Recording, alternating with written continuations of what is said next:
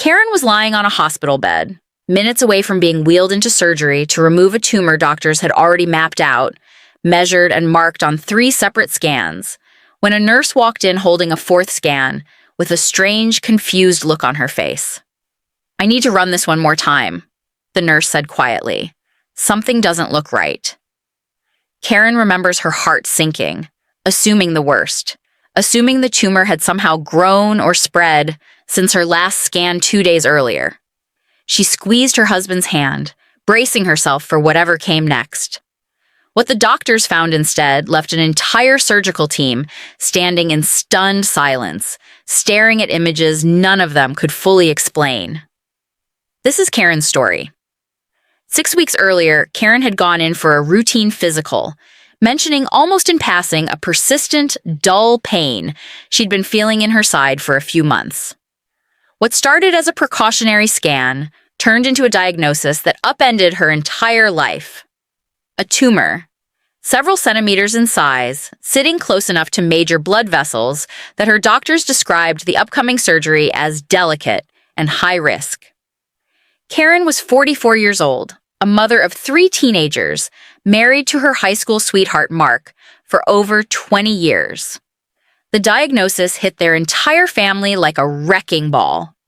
Her kids, ages 14, 16, and 18, tried to act brave in front of her, but Karen would catch her youngest crying quietly in her room some nights, or her oldest suddenly going silent at the dinner table, lost in thoughts he didn't know how to share. The 6 weeks leading up to surgery became a blur of additional scans, specialist consultations, and second opinions, each one confirming the same difficult reality. The tumor needed to come out, and soon, but its location made the surgery inherently risky. With potential complications, the surgical team discussed with Karen and Mark in careful, sobering detail during their final consultation before the scheduled date.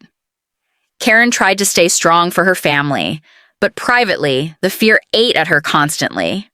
She lay awake most nights running through worst-case scenarios, praying desperately, bargaining with God in the way people do when they're terrified and don't know what else to offer him.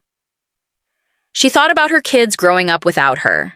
She thought about Mark, about the life they'd built together, about all the moments still ahead of them that this diagnosis now threatened to steal.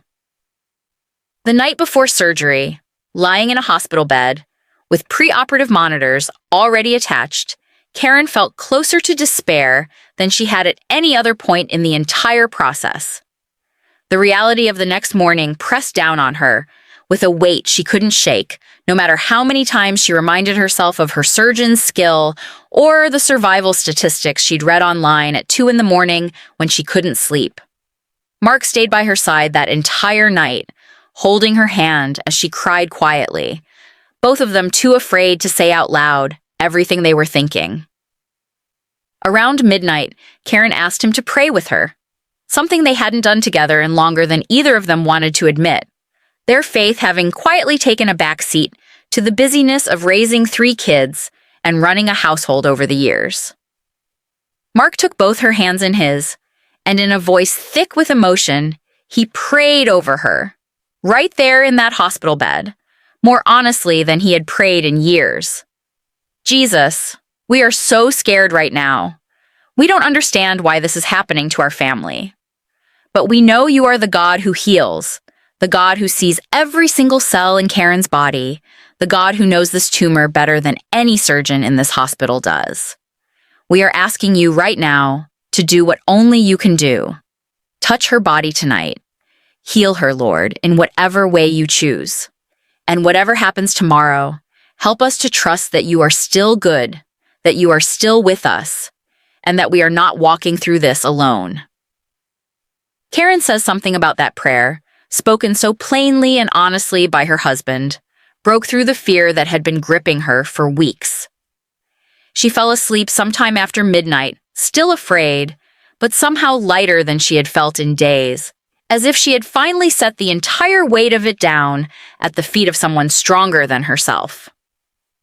The next morning, as Karen was being prepped for surgery, a routine final scan was ordered to confirm the tumor's exact positioning before the surgical team began.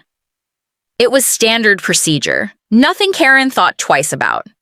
But when the nurse reviewing the images paused, frowned, and said she needed to run it again, Karen's heart dropped, certain something had gotten worse overnight.